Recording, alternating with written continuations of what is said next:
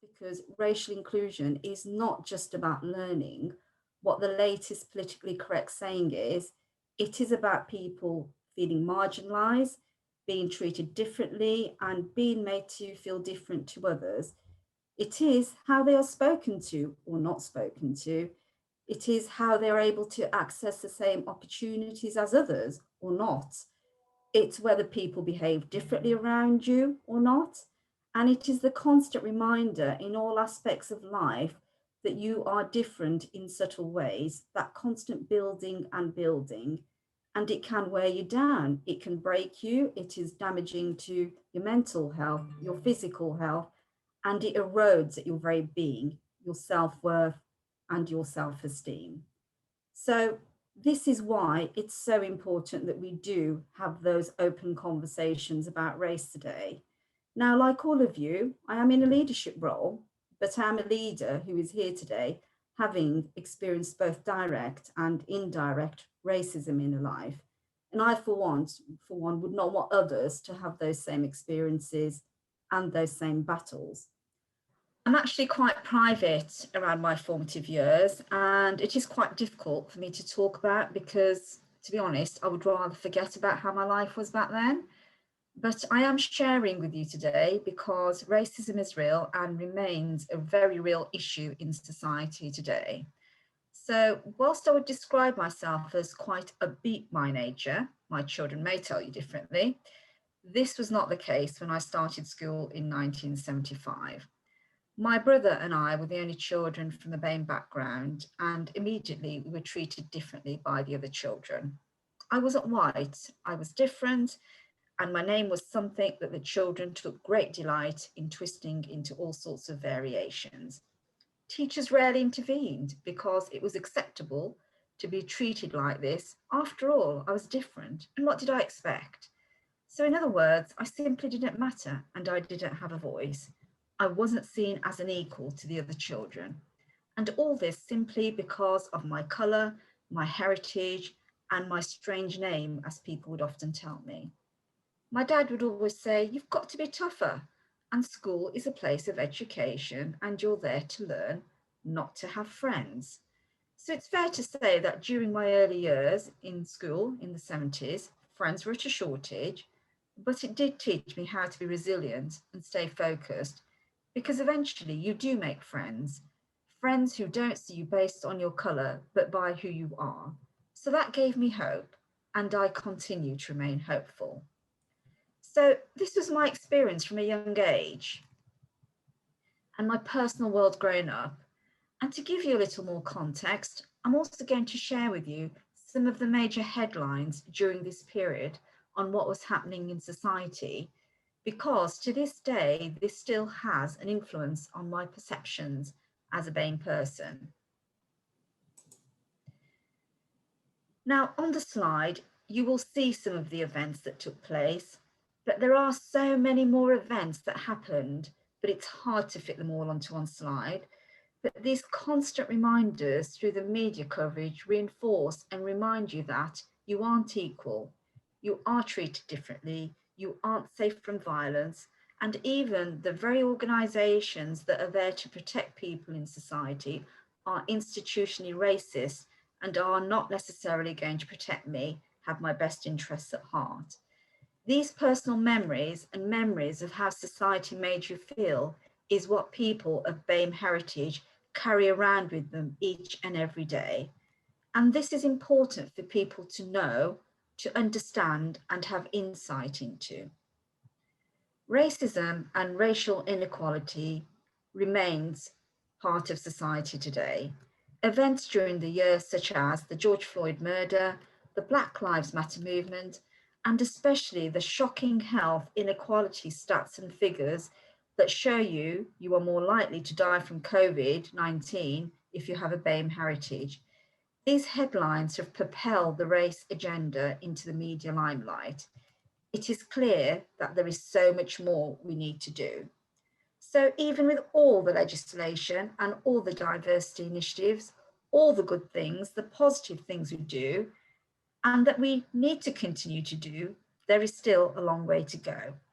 And so today is an opportunity for us all to call out the fact that racism exists, that there are systemic issues that we need to address together. We know of the disproportionate impact of COVID on people of BAME heritage, so we can no longer say that the matter of race is for others to deal with. Now, I don't for a moment suggest that we are going to solve racial inequality this afternoon, but what we can do is start the leadership conversation about race. So let's normalise discussing racial differences and inequalities. Let's be inquisitive, ask questions, open our minds to how racial inequality may feel like, what it looks like, and how you can make a positive and proactive stance as a leader within Staffordshire to create change. And remember, we all make mistakes, and that's absolutely fine, because that is how we learn. We know that observing and not challenging racial inequality is as good as agreeing with it. Knowing it exists and allowing it to exist makes you complicit. So what we want today is action. And as key influential leaders, what we don't want is to revert back to how things were before. As people who work in the NHS in social care, we are in a very privileged position to positively influence societal change to create a more inclusive society. As leaders, we need to have those difficult conversations which may be very uncomfortable and ensure that we get educated about what racism really means. And this is not for the select few to understand, but for us all to understand. Racism cannot go unchallenged, and as leaders, we must stand together in rejecting it. And that is why we are here today. So allow me to finish with a quote which sums up what today is about. Racism upsets us because it exists, not because we talk about it. So let me ask you all, are you ready to talk about race? Essentially at the heart of what Shajida said and core to what I'm saying, and I'm sure what others are going to say, is that we can always do more. We have to do more. And of course, a key point in all of this is that the things that we're talking about here, both positive and negative, whether that be inclusivity or, of course, horrible things such as systemic discrimination, workforce inequalities, the fundamental piece about all of those things is that they're cultural traits. And of course, the key challenge in that regard is that they're very hard to shift because they're cultural. They're woven into the fabric of organizations and into the fabric, as it were, of society. So we as leaders in positions of privilege have got a responsibility to make things better for us all. And we have to lead by example in that regard. And personally, I'm incredibly privileged, really, to be surrounded by such a diverse group of leaders on Combine's board, trust board. And of course, yes, I'm proud of the fact that those senior folk are diverse by definition. But I'm equally proud of the fact that the board is incredibly effective. And I know that the leadership at Combined and across the whole of Staffordshire won't accept racism. But of course, it still exists. We know it still exists. So for me today, it's absolutely about reminding ourselves of that sad fact, talking about it and accepting our individual and collective responsibilities in fundamentally eradicating racism from our society. So that's our challenge for today. Quite a steep one, but I know we're all up for it. So I'll just finish off by saying a huge thank you once again for all of your participation in today. I know it's going to be a fantastic couple of hours. Hi, good afternoon, everyone. I hope I find everyone well. And thanks, Sajida, and thanks, Peter. Before I say what I want to say about workforce, can I just say that as an NHS leader, this whole notion of racism, inequality, equality, it's something I've struggled with for a number of years. And it's something I don't feel comfortable with. So I'd ask you to accept that I'm on a huge learning journey myself. But as a senior leader, I feel I've got a responsibility to lead by example. And like Peter, I found reverse mentoring something that has been challenging, but probably in my 40 odd years in the NHS, it's one of the most powerful things I've ever engaged in. And I just wanted to put that into a context. Culture is something that's been very important to me throughout my whole career. And I think to begin to bring all of those issues together and understand it from all perspectives, for me, is a journey I'm on. That said, I was asked to talk about inclusion, the people board, and I will be very brief, but we need to be clear. It was established, as it was in every system, to implement priorities for the current and future workforce. And we need to be very clear. We understand what that means today, but more importantly, over the next period of time. It was very much about delivering our local people plan, which obviously in Staffordshire, like most other areas, we have in place. But that's not good enough just to have a plan in place. And one of the things I think we should be proud of in Staffordshire is that we want it to be inclusive. In fact, that equality and inclusiveness has to be front and central to everything we do. And therefore, I'm really proud of the fact that we have a reference group that can challenge us, that can steer us, that can feed into the people board to take us forward. It is made up of equality and diversity leads, and it is representative of our system. And I think we're very lucky to have that group of individuals to support us on our journey. What does our people board aim to do? Well, it looks to make a difference both in Staffordshire and Stoke-in-Trent. It looks to make this an equal place for all of us to work. Should I be concerned that 7% of the workforce, the 8,500 people I represent, 7,500 come from a BAME background, but 53% of the medical workforce come from a BAME background? What's that about? On occasions, I hear people like me using excuses. It's the shires.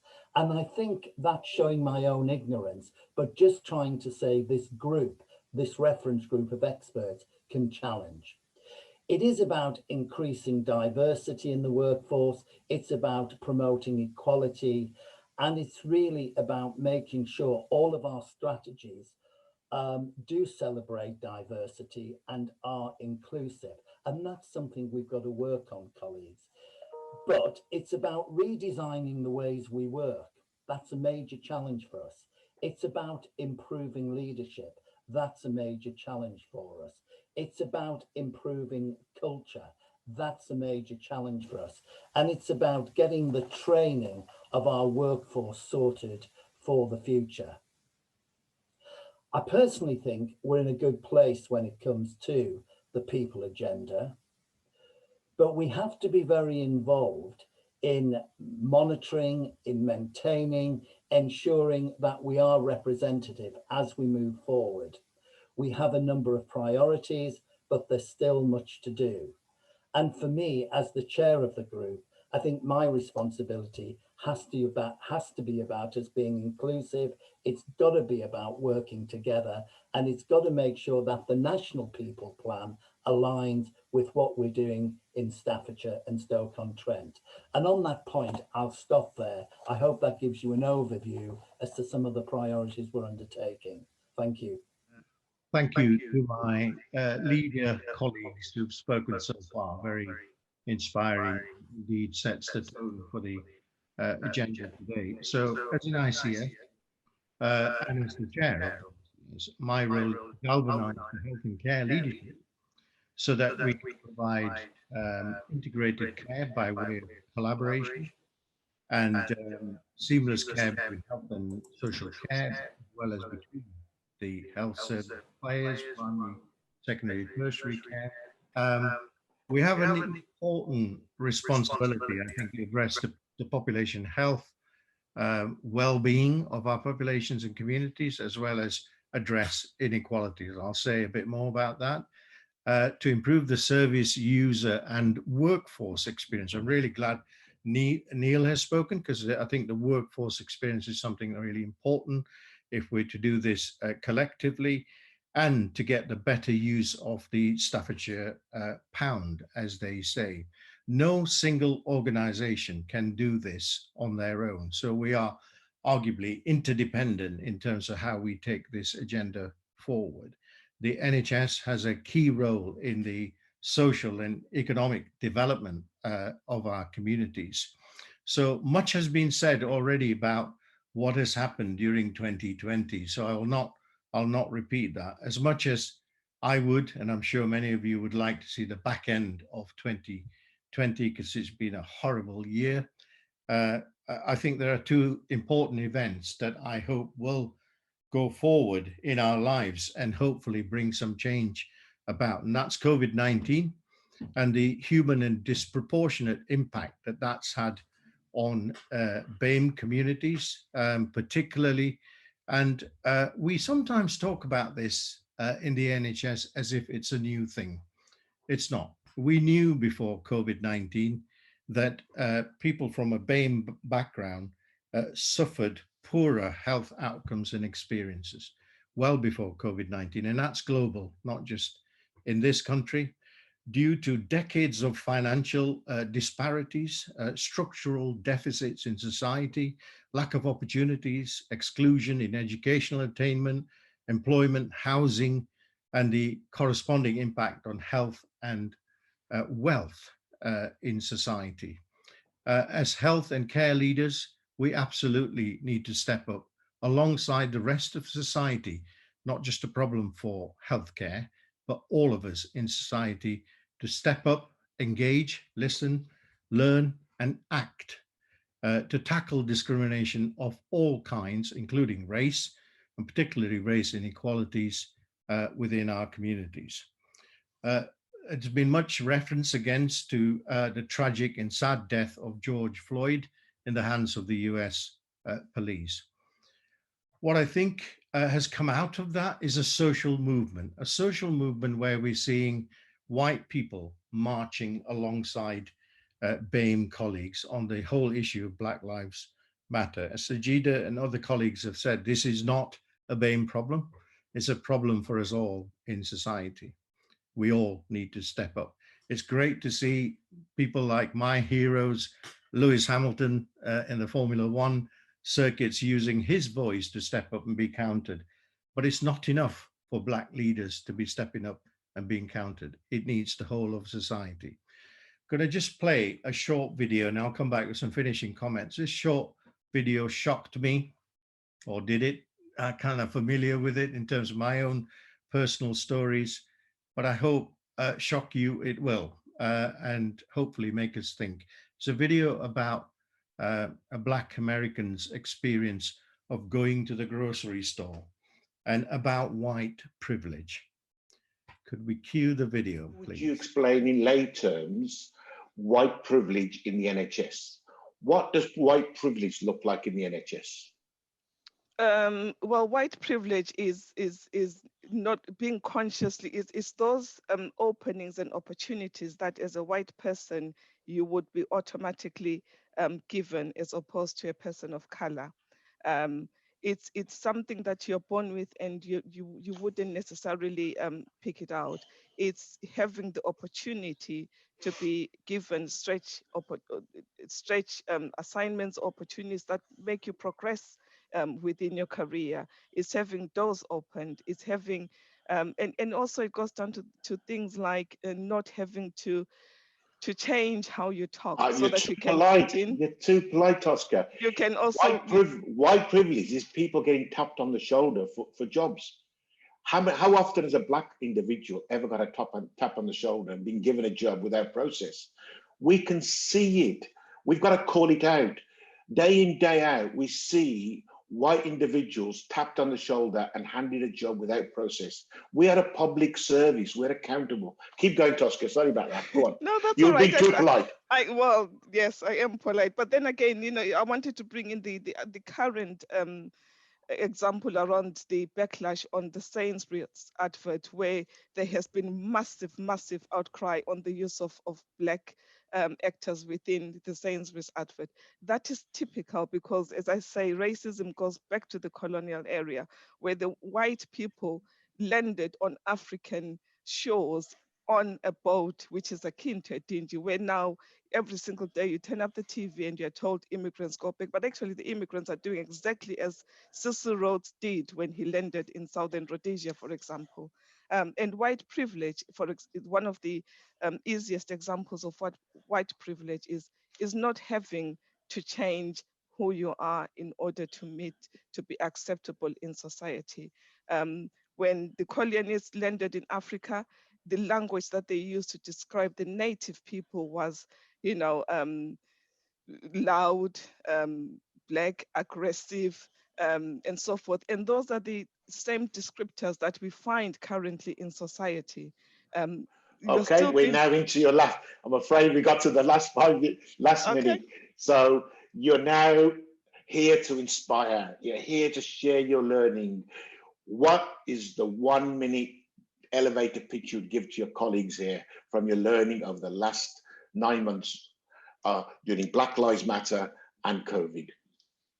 My learning is that we need to be kinder to each other. We have to get back into a world where everybody is a human being. As leaders within the system, I would implore us to be more brave. I would want us to look at somebody like Jacinda Ardern in New Zealand, who has appointed the first female Indigenous woman, not just to any ministerial position, but to a foreign minister. The messaging behind that is so profound. So I would ask ourselves as system leaders to be as brave as Jacinda, if we're truly Brilliant, making Oscar. a differences. I've been nudged on WhatsApp by certain individuals to move on. But hey, one big lesson. Let's put it in bold letters. Be bold, be brave. And be kind in this conversation. And be kind.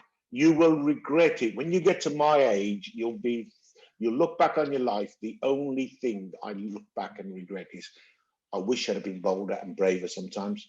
Not kinder. I hope I was always kind, but great examples at Tosca. So I've got to move on quickly because I've been nudged, but thank you. So Michael, how would you capture the last two conversations from your experience, either from a patient perspective or a staff perspective around race? Why should we be talking about race today? I have to start off by telling you a little bit about my own background. You can hear from my accent that I'm a white South African. So I am a product of white privilege. And I experienced racism in a way that I think very few people in this room have experienced, because I've seen it. I've seen the consequence of that sort of deep, embedded process. What I'm also seeing, I go back to South Africa, apart from this year because of COVID, probably once, maybe twice a year. And I've seen the progress being made there over the last 20 years. And I suppose I'm always left with ambivalence, because I'm keen from an ideological perspective for things to move quickly. And I'd hoped that South Africa would have moved faster. I've come to realize, going back there, that change takes time, but it requires communication. It requires a group to get together. But I suppose the one thing that I learned from growing up there is that one needs to move out of conversations like this one into the wider community. It's a community-based issue. Yes, it is. We reflect our community, and it is useful having these conversations, but these conversations need to end up with a plan to spread it more widely. So Michael, I'm just going to, because I've been pushed, let me just ask you, so you've been on that journey that some of us of my age group have been on. And one of the things I would always say to people is never have despair. Sajida said it, have hope. So the way that we give people hope is by saying, look at the positive changes that have happened over my lifetime. So in your last minute, Give me the really inspiring things that happened that were milestones in your experience where things changed for the better. And this year, 2020, will be another milestone where race is on the agenda, things change. So through your background, give us some hope that things do change. Okay, well, first of all, I have to say that we have to own that we're not perfect, but we have to start the dialogue.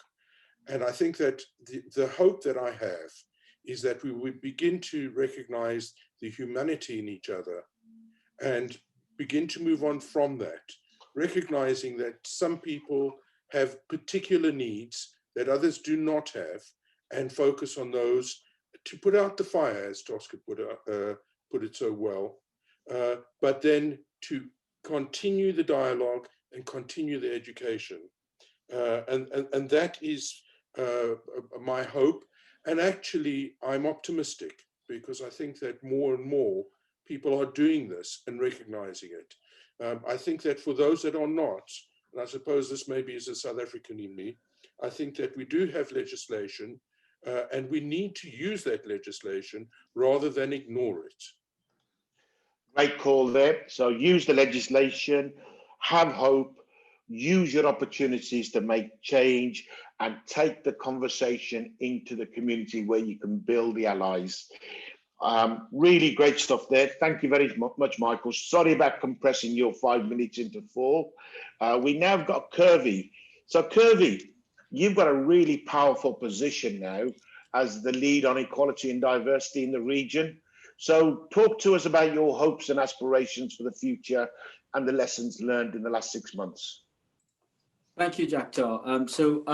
Can you hear me?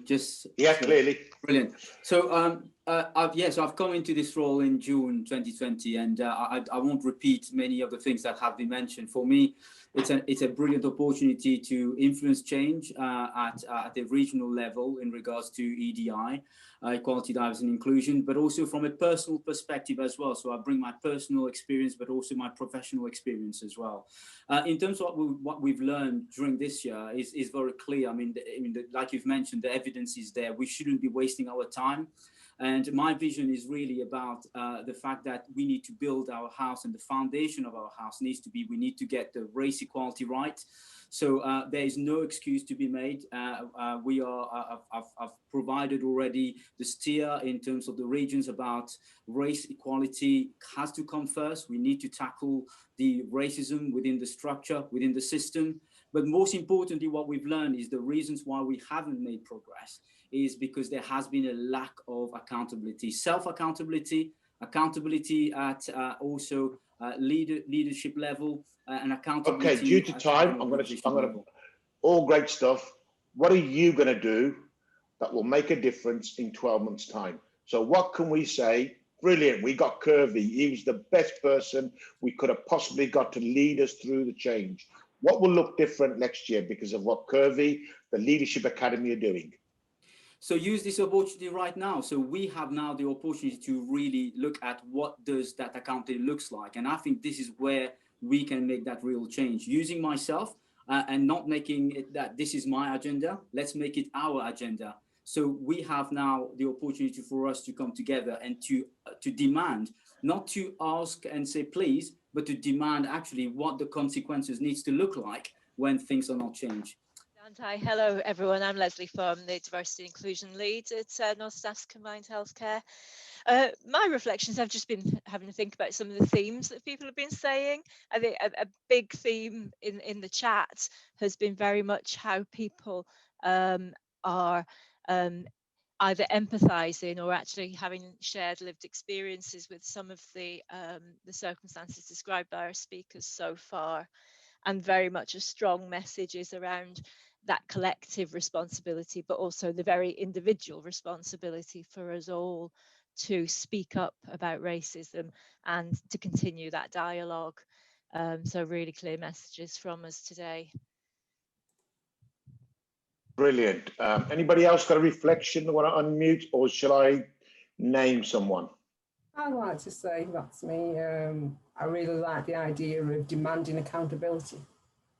I've not thought about that before, but I think that was a big thing that I highlighted for me today, that we should all stand up and actually demand accountability for racism, not just talk about it, but put it Brilliant. into action by demanding it. Brilliant, Sharon. And I think one thing we can do as leaders is empower our staff networks, empower our staff to have a voice, and train them how to have the voice, how to challenge equality impact assessments, how to challenge with respect their rights. So great point there, Sharon. Anybody else? So are there any hands up there, Leslie or Jane, that you can see in I was just wondering whether Sharon, you'd like to join us. Sharon Park, just reading your comment in the chat. Hi. Hi, thanks, Leslie. Can you hear me, everyone? We can, yeah.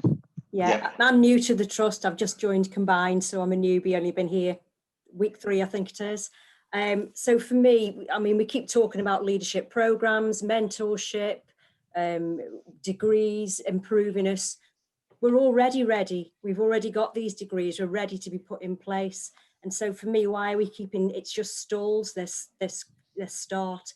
I think we need an action plan, and we need to impose standards within trusts to make sure that we are progressing people fairly and but progressing people of colour and hold people to account, not just about, as Sharon's just said, about facing up to racism, but also about that progress, you know, what progress is being made. Brilliant there, Sharon. We've also got a question from Helen, which I'm inviting all of our panel members to consider. And the question is one that I hear quite often. We've been on this agenda for decades. Nothing's changed. So I'm now going to challenge my colleagues who have been working for decades on this and have made a difference. What difference has been made in your lifetime for people from a BAME background? And remember, some of you started when people like you were called coloured or black or BME, and language has changed as well. And if anybody wants to shed a light on why language has changed, please do that as well. So Helen's challenging question.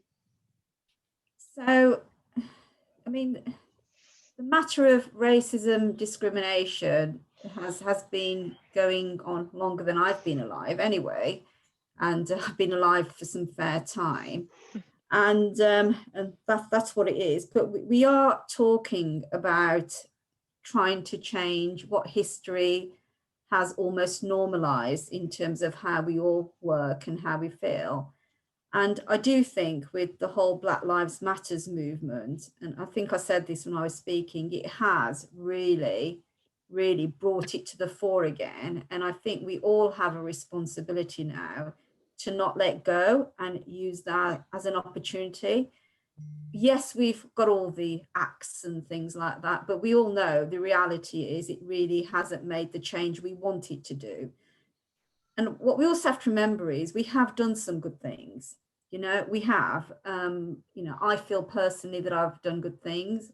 You know, I've raised 2 daughters who, you know, have progressed, and, you know, and I believe that, you know, in terms of mentoring and supporting people from a diverse background, not just a BAME background, all sorts of backgrounds, is something that I have personally contributed. So as an individual, I think I've done things. But I think in terms of the here and now, and it is about actions, and it is about the fact that it's not just about talking. We do need to talk about it because it's a hellishly uncomfortable conversation when you're trying to talk about race. It's not something that rolls off the tongue easily, and that's things that people can get their head around. But we've got to have the conversation. You've got to start somewhere. And, you know, the NHS is one of the largest employers in the world. So Jada, give us something practical that's changed. Give me a practical example. In your lifetime, in HR, in the NHS, what was it like? Just cast your mind back. Was the workforce as diverse in senior leadership position? Is it more diverse now? Even a little bit more? Is there hope that something has changed? Yeah. Discipline rates before the res came out, were they much worse than they are now? Yeah. I mean, surely things have changed. Things have changed. The RES tool has been hugely helpful to the NHS. Yes, it hasn't made the inroads we wanted, but it has made some inroads. That's important. The leadership levels have also changed in the NHS. We have seen a gradual increase, not the increase we wanted, but we have seen an increase all organisations understand the importance of equality and diversity. It is rare to see an organisation without a strategy around diversity.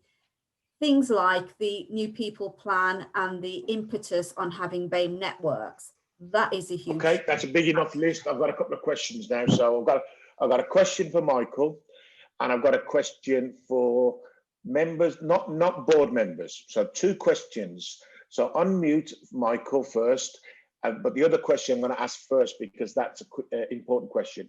How can staff hold boards to account on race? Top tips, please. Anybody who's done it in the past, anybody's got an idea of how to do it? How can you hold boards to account?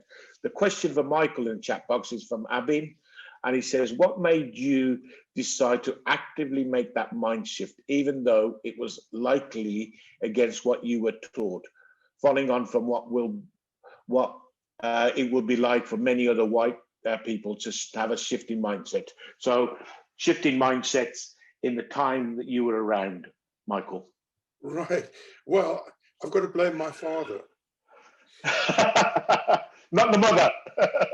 It's normally mums. My father recognized that South Africa was a hugely unequal society. And what he did was he felt that there was no way that growing up in that society would I not be tainted. And I am tainted. I can't get away from that.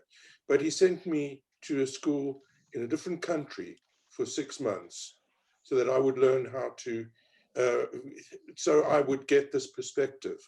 And I think that from that moment on, until then, as a kid, I never realized really what was going on in South Africa. As a white in apartheid South Africa, you grew up in a bubble. It was a white bubble. So a wise man that gave you reverse mentoring at a very young age. And he did that deliberately. I was 14.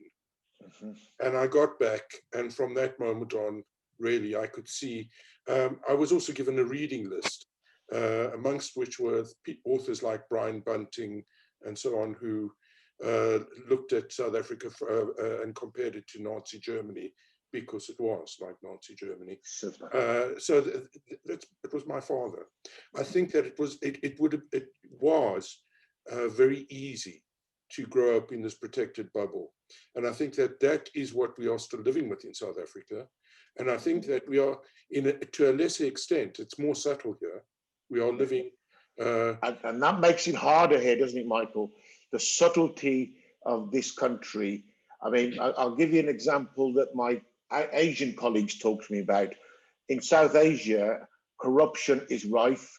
And if you want something doing, you know how much it's going to cost you to bribe someone. In this country, it is all underhand. It's all by, jobs and taps on the shoulder being handed to white privilege, but you can't really unearth it. So we know that, racism and discrimination are worldwide and practiced in different ways. We need to get the skills to unearth these things and make things more fairer, more kinder, more compassionate for everyone. Can I just tell you a little anecdote? I'll take 30 seconds. Yeah. We left South Africa. I faced a prison sentence, so it was a little bit of a rush getting here. And I remember leaving the airport in Johannesburg with us being separated into whites and other groups, and thinking to myself, thank goodness this is the last time I'll see this.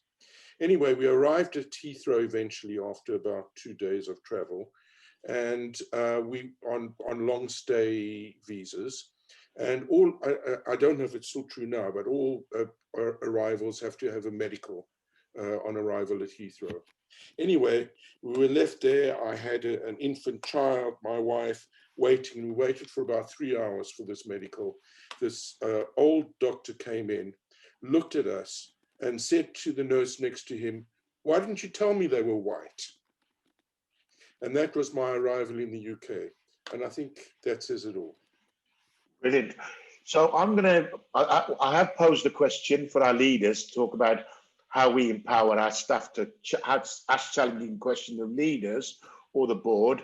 That question's still on the table. Yeah. I'm also going to ask Jane and Leslie to monitor the chat line, because it's working so fast now they'll come in on that. So who's asking the first question? Yes, so there's a hand up there from Tosca. Has got a hand up, and so if we go to Tosca first. Yes, please. Thank you. Would you like to ask your question? Thank you. So that is a very good thing around how do we challenge our leaders. I think we need to be really careful. I think Sharon, you mentioned earlier about demanding accountability.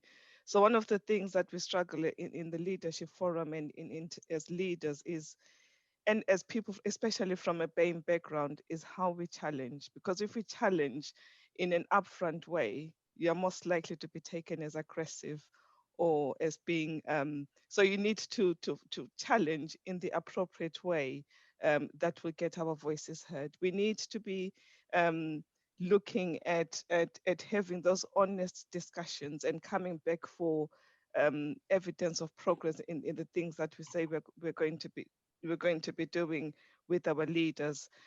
We need to hear what people are telling us, because often what happens is, from a personal experience, getting to the leadership position sometimes just ticks a box, and you will still experience, even though you're in a senior leadership role, as you go up your career, you will still experience microaggressions.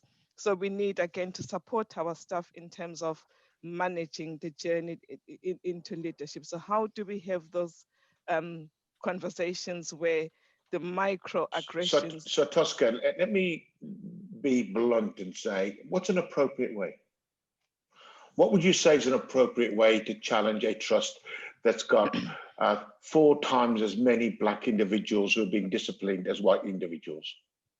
I think the appropriate way, so for that, in that particular example, will be, those are the issues that will be discussed, for example, a people committee, and I'll be looking for the people committee chair in particular to be raising those issues in the appropriate way. What the inappropriate way, for example, would be if I were to knock on Peter's door and go, right then, Peter, tell me what we're doing about this. That would be deemed inappropriate. But it's being able to be in an inclusive discussion to say, well, actually, we've analyzed the problem, we've got an issue, and the net needs to hold us to account as leaders to deliver on what we said we're going to do. That would brilliant, brilliant, Tosca, because people would be asking that question, what is appropriate? And tools that you give your staff, how to write a board paper that can have an impact. Maybe having a shadow board, the way of having that conversation over a cup of coffee around reverse mentoring. So many ways that you can make challenges in an appropriate way. Thank you, Tosca, for that. But can I just add very quickly, Jack, to that the appropriate way, again, I mean, I've been doing quite a lot of reading around colonialism and so forth. What is deemed as being appropriate and what is deemed as being articulate means, from a BME perspective, losing a large part of who I am naturally in order for me to be articulate, in order for me to challenge in an appropriate way. And sometimes the language we use in the boardroom is in itself exclusive. So the words that we use coming from a non-English background, I need simple language for me to engage in those conversations. So those are all the things that we need to look at if we're really serious about inclusion and moving with making dents in this area. And what I hear there, Tosca, is we always talk about cultural competency, as well as our white colleagues having cultural competency to communicate with Black communities, South Asian communities. Those communities also need some cultural competency, how the boardroom works, how to get decisions made and supported. Absolutely, because all those structures are tailored to meet the expectations. Forgive me, colleagues, for being blunt, but they're all tailored to meet the expectations of what has been described as socially acceptable as being, which has been drawn mainly from the perspective of white colleagues. You know, so those are the issues we need to look at. So, you know, as I said, speaking at, why can't I be deemed articulate in my speaking when I'm speaking my natural tongue? I'm only measured by being articulate in the way I speak English, for example. I think that's a really great point there, Tosca. I'm just wondering if we could bring a few more hands in here and questions that we've got there. Leslie, who's got their hand up? Where should we go next? We've also got Benjamin put a really different question.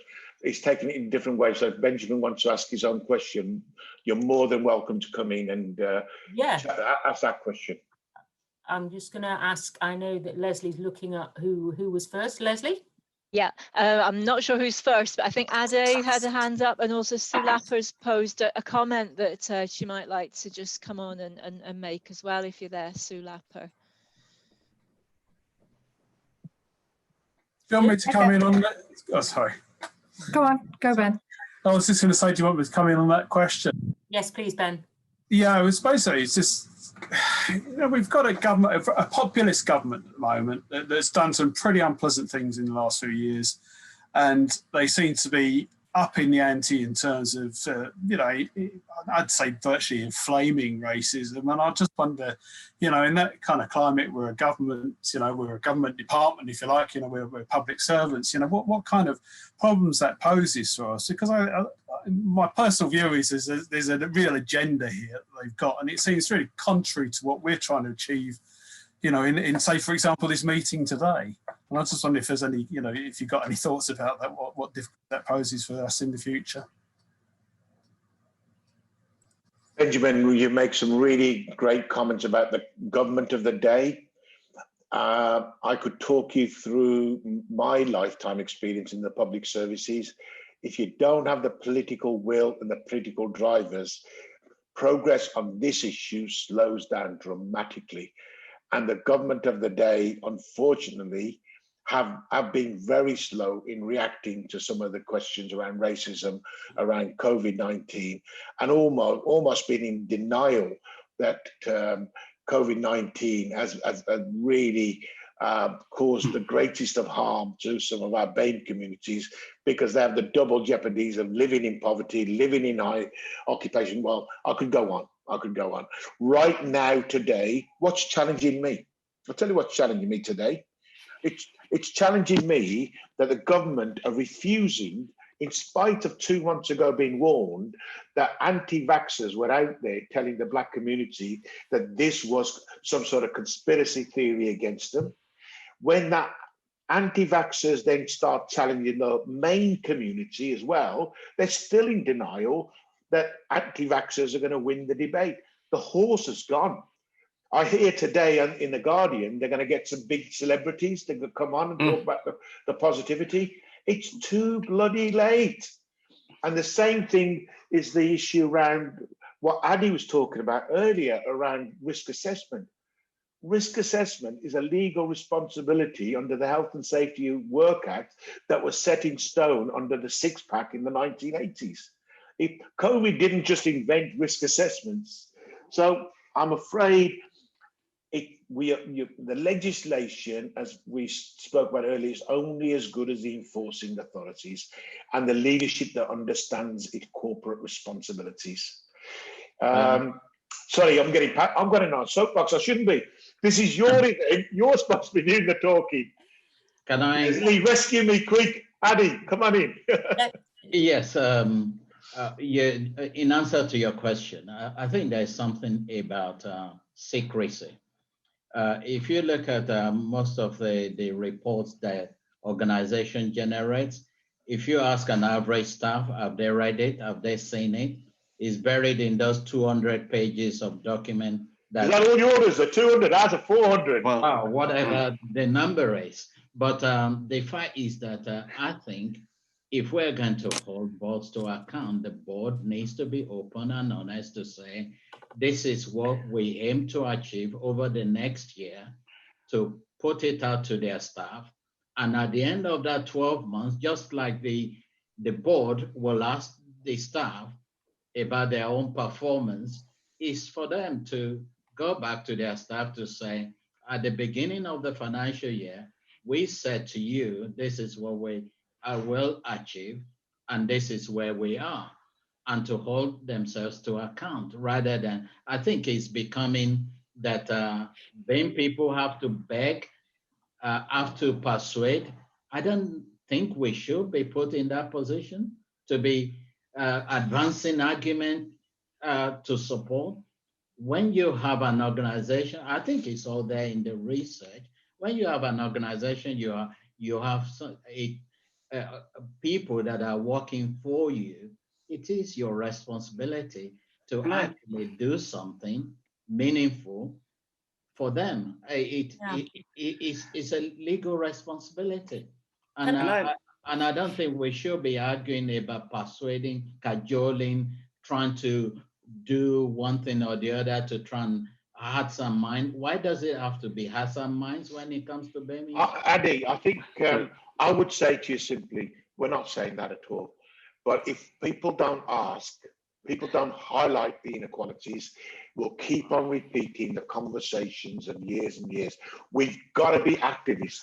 We've got to go to the public boards. We've got to ask the right questions. If we don't, and I would give you an honest opinion, as a chair of a mental health trust, I don't get challenged enough. I don't get enough questions saying, what are you doing about this? Okay, Grandad, who else is trying to come in? Okay, I'm going to take, I can see I've got Jenny, who's had a hand up for a while. And then I think I'm pronouncing it, is it Kieran?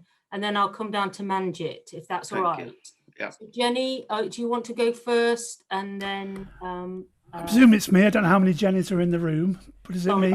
Harvey, I'm just looking at your face and think... Yeah, fair enough.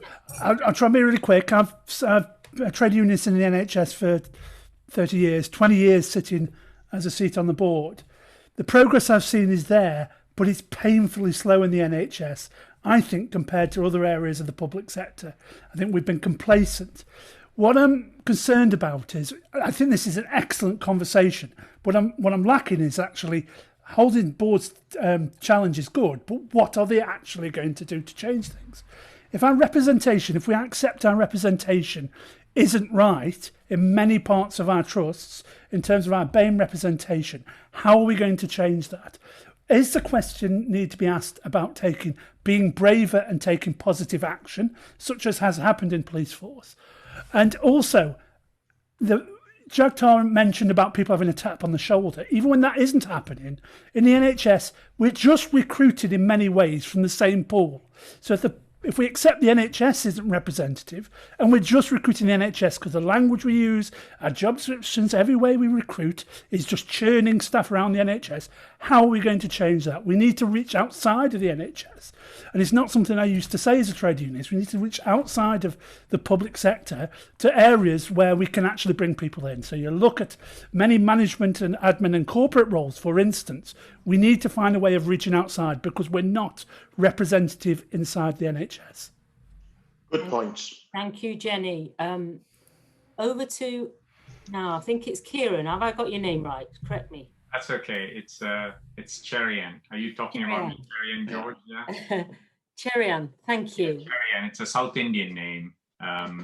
Surname George, very British, I suppose. A Christian South Indian originally from India. Anyway, well, thank you so much to all the organizers, and thank you for the opportunity to give you my views on this. And racism is something that people don't want to talk about. And to be honest, in 2020, I don't think people are overtly racist. More than that, it's the stealth way of people being racist, or stealth way of the microaggressions, the stealth way of lack of inclusivity. Everything's done under very subtle undertones. And I'll give you two examples. I mean, this is a time for reflections, and I put my neck out, I put my career out to talk about this and to talk about the lack of diversity, the lack of inclusivity. And to be fair, I really don't care about the color of the skin or the people in leadership, but I do care about their integrity. I do care about their compassionate views. I do care about their inclusivity. And if they lack that, then I don't care what color they are, they need to go.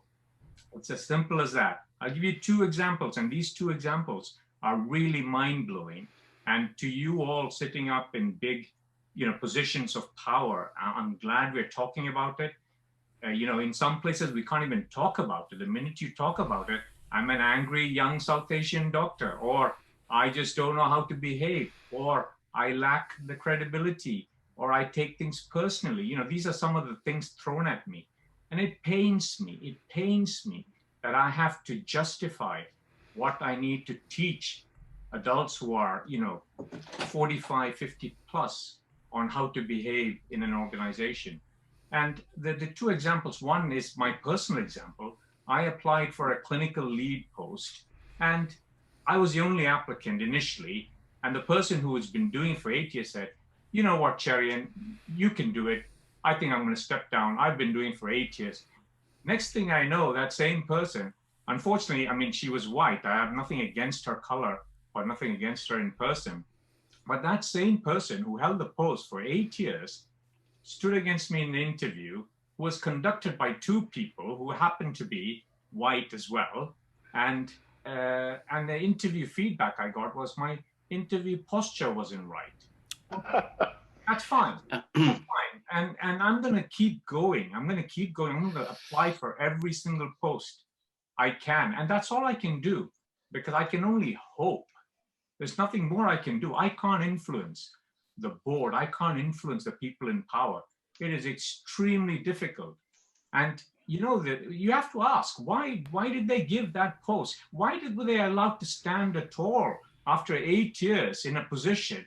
Why can't they give it to a person of color who have got ideas? I'm not saying I'm the greatest leader in the world. I've done a leadership post. How many leadership courses do I need to go on? How many diversity and equality courses do I need to go on? The second example, I am going to be very brief, concerns a nurse of BAME background. She was geared up to a leadership post. She worked tirelessly for that leadership post. She was day in and day out geared up to be the next nurse in charge for that particular area. And guess what? When the interview happened, they asked one of the junior nurses to apply as well. I mean, obviously, everyone has the right to apply. Of course it does. It's a free country. Everyone can apply. But it just so happens that young nurse was well, when I say young, we're all young, aren't we? The young is what the age is, what your heart is, where your heart is, what your views are.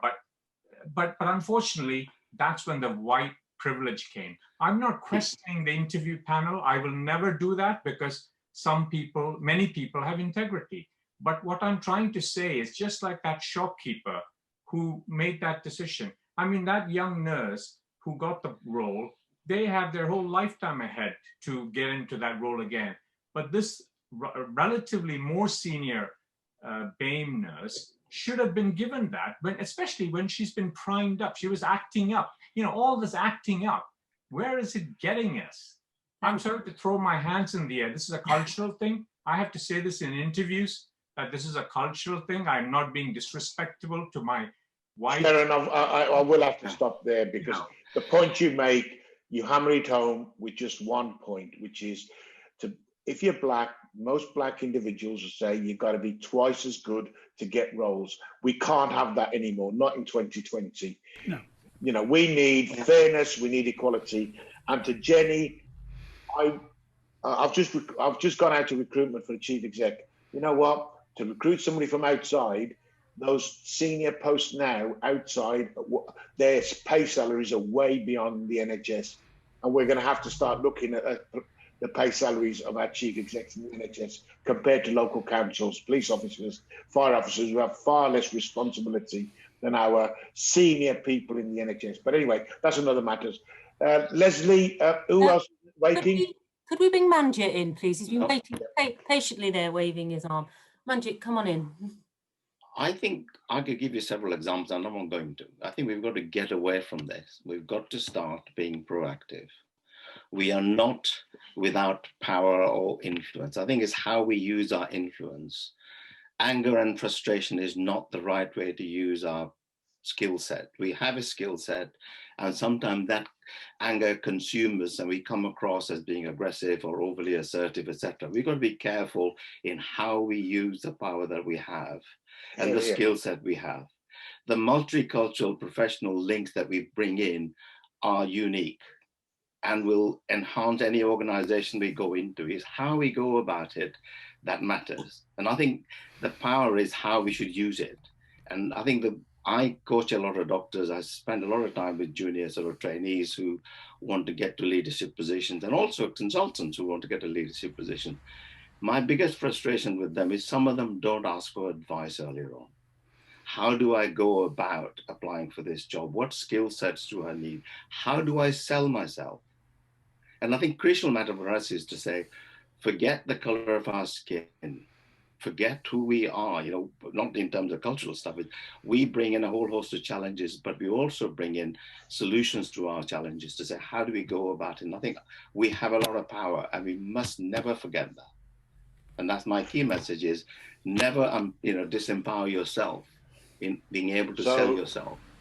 Manjit, we're coming up to the Chief Exec's closing speeches, and I think I'd like to finish on your very, very positive message. And that is, we can do this. We need to harness the skills, the competencies, the passion. We've heard a lot of great speakers today. It started with Sajida's journey and story. In my trust, we've had South Asian Heritage Month, Black History Month, where individuals like you, Manjit, have come along and spoke about their journey for 20 to 30 minutes. And it's been an eye-opener for their colleagues to go, wow, that person's got that experience, which is what you're saying. We have talent. We have experience. We have these additional desirable skills that you would chop somebody's arm off to get, because we can reach into communities and help you to reduce the inequalities. We can help you to recruit more diverse workforces. So Manjit, thank you for that really uplifting final interaction. My one ask will be with my colleagues that helped to design this, let's not make this the last time we have this conversation.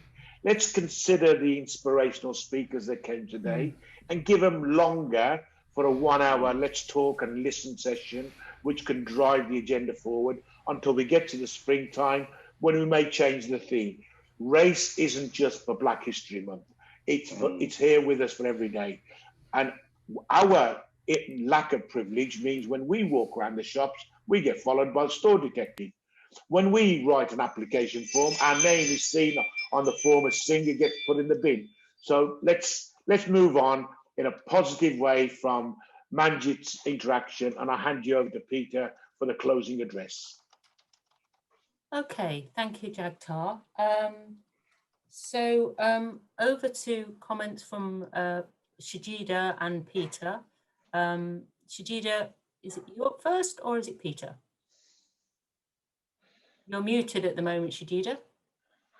Wow, I've never heard her muted before.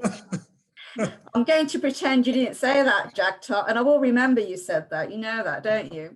So I'm just going to say a few words and then let Peter close, if that's okay. Thank you very much. I think, yes, we could have done with much more time on this, but thank you everyone for your contributions. It has been immensely helpful, and it is something that we will be looking at in terms of our cultural development work across Staffordshire. I'm going to touch upon a point that Manjit made. I think it was about using the power. So, leadership has a huge amount of power, irrespective of how we look. We have the power to shape and influence. And, I think that, we are in a position to look at how we can make a difference and to make some of that change. We've been on this journey for a long time, but I think it's clear to say something fundamental has got to shift at this point in time. I've been following the chats, and one of the key things that's come across is that, we've all been talking. This has been going on a very, very long time, but actually, what are the actions? And I think it's those actions that we've got to go away and collectively look at developing. We've got to do something that people can feel will make a difference. And I think as leaders in the room, that's within our gift to be able to make that happen. I have always been an eternal optimist. I can see where there's been great improvement. I can see where we need to do so much more, and I can still see some of the challenges that some of our younger generation face as well. So, and I think it is more subtle. 2020 racism is more subtle and sometimes harder to wrap your head around. And I can't remember who said this, but actually there is something about leadership and integrity.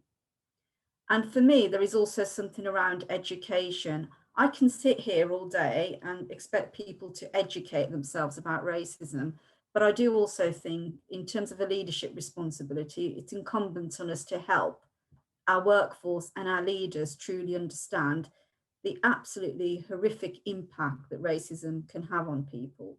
It can be seriously damaging to your psychological well-being. And I think that's something we've got to remember. And if we truly want a diverse NHS, we need to do something more, around our recruitment, in terms of how we progress people around their career, etc., and how we can support that shift moving on in the longer term. So what I would say to everybody is one thing won't work. We know that. We've still got to continue with some of the good things that we're doing around reverse mentoring. It was really helpful to hear Neil Carr say, and be honest about his reflections about race and not understanding. It's great to hear, the words around Pete, around the inclusion journey that we're on, not just within Combined, but also within the system.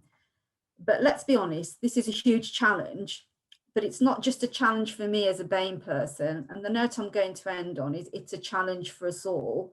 And it is in all our interests now to make sure that we have a more inclusive NHS and social care system, which at the end of the day is about delivering great patient care. So Peter, over to you. Thank you, Sajida. Fantastic.